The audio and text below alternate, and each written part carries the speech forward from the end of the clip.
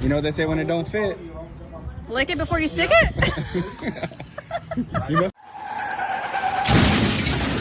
She always says, go slow, go slow, go slow. It's Titty Tuesday. You're supposed to eat tacos off of titties today. Just saying.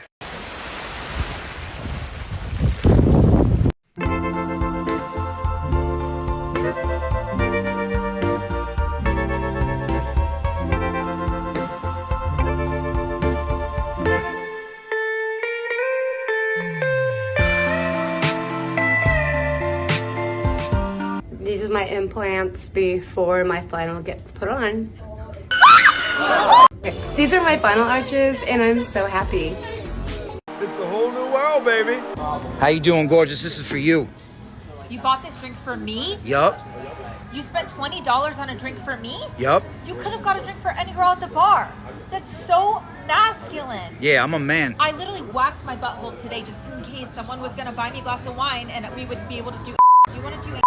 Yeah. Yeah. Okay. Just let me start this. It takes one drink.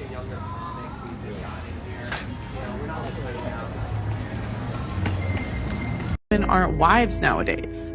Women divorce men 70 to 80% of the time. In relationships, it's probably similar. Men aren't leaving, women are. From a guy's point of view, he's going to commit to this girl. And what does he get? He doesn't get purity anymore. You know, these hoes. You know, he doesn't get youth anymore, so he doesn't get either of those things. A lot of times she already has a kid. He's not fulfilling his mating strategy. On top of that, even if he does find a good woman that maybe has the qualities he's looking for, she was going to want him to marry her, right? And what does he get out of that? Oh, she can leave and take half. And take my kids. And she's paid to take my kids away from me. She gets more money if she takes my children. They're logical people, and so they're thinking, does the benefit outweigh the cost? And like, I just think as women, we have to look at ourselves and say, the benefits we bring nowadays don't outweigh the cost for most men. The benefit does not outweigh the cost, in case you're wondering. And it does some emotional damage that's hard to describe too, so I would steer clear. There's no reason to really do it. And, you know, society and the woman will pressure you, but, you know, it's really going to put you through it. It ain't worth it. Look around in the men in your life and see how many have successfully gone through it, and look at the damage it's caused, and then realize that you can observe other people's experiences and not have to go through the same suffering to realize that it's probably not a good idea. But why be with a man and you don't do stuff to make sure that he like you? I'm just gonna be myself. You don't even like you. You need to be a better you for you and be a better you for him. You need to be a better you for everybody. You don't even like who you are right now. I'm just gonna be myself. The self that you don't like. If he don't like me as myself, the self that you don't like. The self that you don't even like. You saying you don't want to change. You don't want to be something different. You don't want to enhance yourself. You don't want to upgrade your self. And he got to take you as you are. And you don't even take you as you are. You raggedy bitch. You know what? That's why you got to pay for half of your day.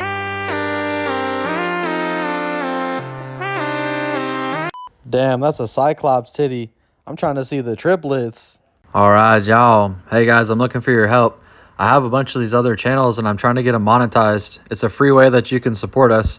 We have life advice only channels for both Smackn The Wall and Larry Springer. The advice channels are done with a guy in Bangladesh, and he helps me with the stock footage. So when you help us get that monetized, you're really helping support a guy overseas, which is pretty cool too. We have Animal Unwind, which is an animal channel that I do with just calm music just to chill out.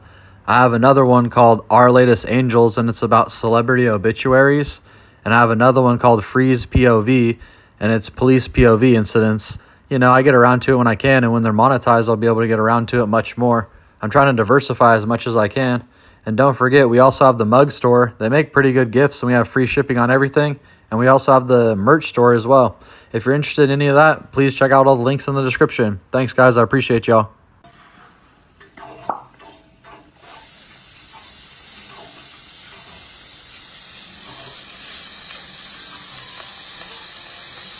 Structurally, there's no difference. This is the key element to the destruction of the nuclear family. Most girls have that one guy that no matter what, if he were to text her at any point, she would be like, yes. And no, it's not a female problem. It's a society problem. The average man would gladly have as much casual sex as the average woman, if they could, but they can't. What happens though is the average woman samples so many different men that by the time she gets married, she's emotionally hardened so that it's impossible for her husband, guy number 37, to make any real impression on her. He can't be her first experience for anything. She's been infatuated and she's been hurt. She's been thrilled and she's been betrayed. All of the ups and downs in life to the point that there's nothing left for the guy she eventually settles with. And the men living rent-free in her head, odds are those guys aren't any better than the guy she actually settles with. However, she met those guys before she was hardened by so much experience and when her mindset was all about fun. By comparison, relationships are a chore. So any man that makes a commitment to her is part of the chore. Look up Dads versus Cads for more on the female psychology on that. This entire dynamic, though, is the death of the nuclear family. Damn, this guy broke it down too clean.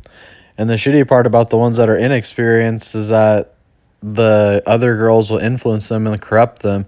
The internet will make them believe they're missing out, and then they'll end up going and acting a fool before they realize that it was sort of a mistake too. It's an interesting dynamic that we're in. Quite a predicament, I'd have to call it. But that is what it is. And, well, if you can get your stuff together, and you don't even have to be, like, super successful, but just know how to talk to people and, you know how to break the ice and at least have some money together and stuff like that, then you can still run the town and do whatever you want and have a great time. And that's what I do. I just don't worry about it. And if it's meant to be, it'll be. But I don't really think, based on the dynamic he's talking about and the assessments that I've made, that it's a very realistic to think I'd be in a long-term relationship with someone that would be worth it. And that just is what it is for now. So have fun if you can, guys. Oh, you gotta give him that huck too and spit on that thing. You get me? She's a keeper. Hey, we got a $23 scat pack. Come holler. Hey, babe. I brought you something. Do you have something for me? Yes. Yes, I believe I do. He's a 10, but he's under 6 feet tall. Then he's still a 10. This short man ick is literally the stupidest trend of the 21st century. Like, guys literally cannot change their height. And it's the same girls who shame short guys who have a massive problem when guys have preferences over things you can change. Like your weight or your attitude or whatever. Say it louder, please. Like, by all means, everyone's entitled to their preferences. I get that. But let's not shame people for things they can't control. To all short men out there, y'all are a dub. Don't listen to what anybody else says. Follow for more. Rachel knew early on that she'd keep Chariot for a long time. So, whenever possible, she bought parts with lifetime warranties. This was the Beth Midas muffler, lifetime guaranteed. I've had 7. This is the shocks from Sears, and I've had 3 sets. This is the lifetime guaranteed battery from Penny's, and Penny's still pays for it, but Firestone puts it in, and I've had 16 free batteries. When Rachel takes her in for service, she never leaves her, even for a moment. Either I stay by my car or I leave. And I show them this diagram of how many places there are that has to be lubed. So you have to educate the mechanic. Yes. Go, Rachel. I bet you that no mechanic actually greased all those areas, to be honest with you. But, if you actually take care of your car and do proper maintenance, they really will go a long time. I have a F-150 with the 5.4 Triton in it that's got over 260,000 miles. Runs like day one. It's never going to end, I swear to God. I also have my dad's 75 Chevy K10 that I promised him I'd finish that he got from my grandpa. So we keep these trucks in the family. They really do go forever. If the engine pops, we just put another one in. We ain't ever going to part ways with them. Way to go, Rachel. Every time you leave the gym, you better get your ass straight home. Don't keep me waiting again. I'm just trying to be a little freak and smell your musty balls. Boy, I want to smell your musty balls. I want to take a little taste test of your testicles. Like a popsicle on a summer day, and I ain't never been so thirsty. I want to taste yo musty bowl. Boy, I'm fiending, I'm yearning for the helping, serving of your salty nuts with a little cream on the side. Where have you been all my life? I'm not a baller or a shot caller. I drive a up 04 Impala. My headlights don't work at night.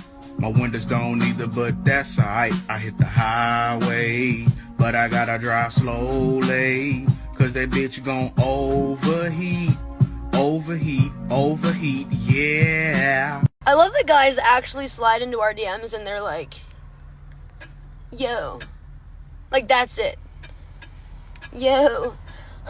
Guys used to like write poetry and like fight lions and like have draws against each other for their damsels. Oh, but our generation of women get, yo, no, go away, bro. Yeah, that pretty much sums it up, right? It's like the girls used to be so worth it before we were writing poetry, and now they're so trash, it's pretty much yo, and that's doing a lot. If all he does is go to work, go home, lay in bed, scroll on social media mindlessly, overthink his entire life, and then play video games for the rest of the evening, that is my type. That is husband material. Please, God, you have blessed others. Please bless me now.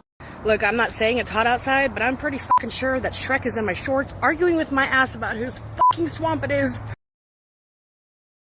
Oh my god. I just got off the bench. Look at this is how fucking creamy my puss right now. Genital herpes.